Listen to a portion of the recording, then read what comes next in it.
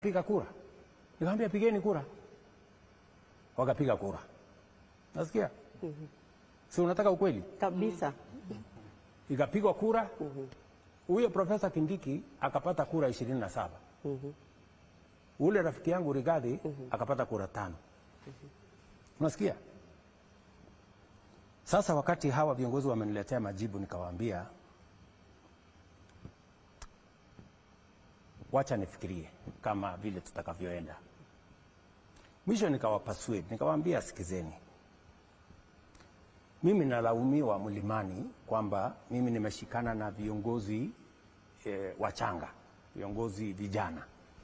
Sijui Ndindi Nyoro, sijui Kimani Ichung'wah, sijui nani, hawa vijana wadogo wadogo.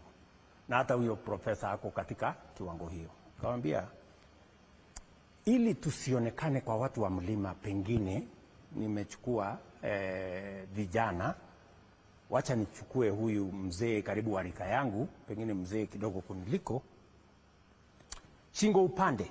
Wakaniambia wewe ndio kuamua. Sawa.